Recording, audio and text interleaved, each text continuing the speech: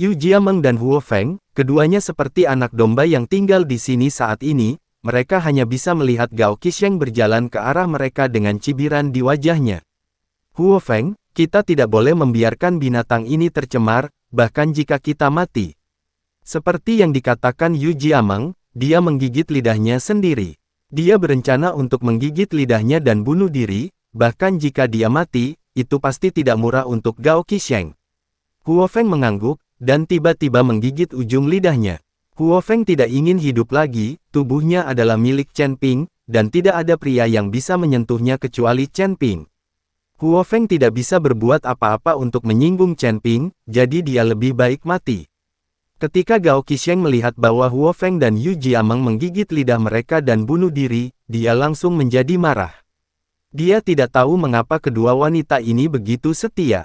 Apakah kesucian lebih penting daripada kehidupan? Bahkan jika kalian berdua bunuh diri dengan menggigit lidahmu, aku akan menempati tubuhmu. Bahkan jika kamu mati, aku tidak akan membiarkan tubuhmu pergi.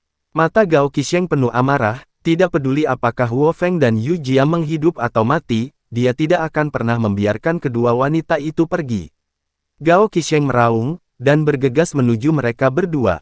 Tetapi pada saat ini, pintu sel tiba-tiba ditendang terbuka. Suara keras itu mengejutkan Gao Qisheng, dan dia buru-buru menoleh ke belakang. Kakak kedua, apa yang kamu lakukan? Kamu terlalu tidak tahu malu.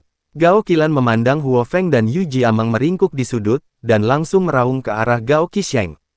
Melihat Gao Qilan, Gao Qisheng menjadi tenang dan berkata, adik perempuan, jangan khawatirkan urusanku, kamu harus segera pergi dari sini. Aku tidak akan pergi. Denganku di sini, kamu tidak ingin menggertak mereka berdua. Gao Qilan bergegas ke depan Huo Feng dan Yu Jiameng, menahan mereka di belakang. Xiaolan, seperti yang aku katakan, jangan khawatir tentang urusanku, kalau tidak jangan salahkan aku karena bersikap kasar padamu. Gao Qisheng sangat marah dan membentak Gao Qilan. Bahkan jika kamu melakukannya, aku tidak akan melihatmu menyakiti kedua gadis ini. Jika kamu melakukan ini lagi, aku akan memberi tahu kakakku. Gao Qilan memindahkan Gao Qiqiang, kepala keluarga Gao, keluar.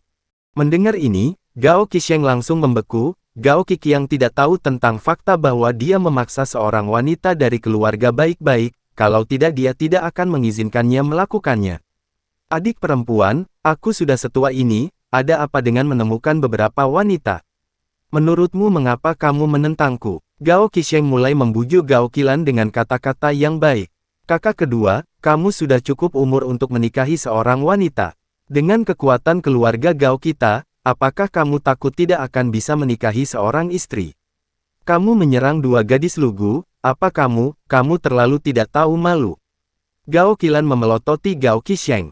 Melihat tatapan marah Gao Qilan, Gao Qisheng akhirnya menghela nafas tak berdaya, berbalik dan pergi.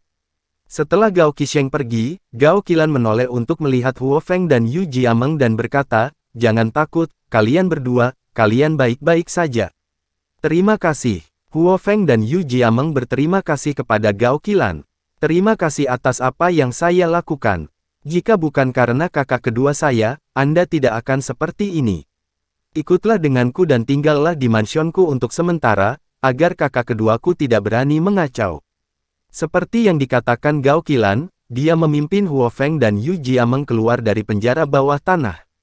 Tapi ketika dia sampai di pintu, dua penjaga menghentikannya.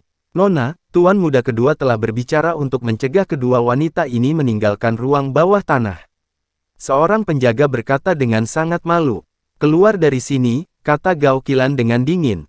Nona, jangan mempersulit kami, atau tuan muda kedua akan membunuh kami. Penjaga itu tampak sedih. Kakak kedua bisa membunuhmu, tapi aku tidak bisa. Seperti yang dikatakan Gao Qilan, dia meletakkan pedangnya di leher penjaga itu dalam sekejap. Kali ini, kedua penjaga itu menjadi pucat karena ketakutan, dan mereka tidak berani menghentikannya lagi. Gao Qilan membawa pergi Huo Feng dan Yu Jiameng. Ah, terlalu banyak. Setelah Gao Qisheng mengetahui bahwa dia akhirnya menangkap dua wanita dan dibawa pergi oleh Gao Qilan, dia menghancurkan rumahnya dengan marah. Puan muda kedua, Patriark memanggilmu untuk datang. Saat ini, seorang anggota keluarga Gao datang dan berkata, apa yang kakakku inginkan dariku? Gao Qisheng bertanya, aku tidak tahu tentang itu, tapi Patriark menyuruhmu untuk bergegas. Pelayan itu menggelengkan kepalanya. Oke, begitu. Gao Qisheng mengangguk. Meskipun Gao Qisheng memberontak dan rakus terhadap wanita, tetapi untuk kakak laki-lakinya, dia menuruti nasihatnya. Saudara laki-laki tidak memiliki orang tua sejak mereka masih muda, dan Gao Qiqiang membesarkan mereka, jadi saudara laki-laki dan perempuan semuanya menghormati kakak laki-laki ini.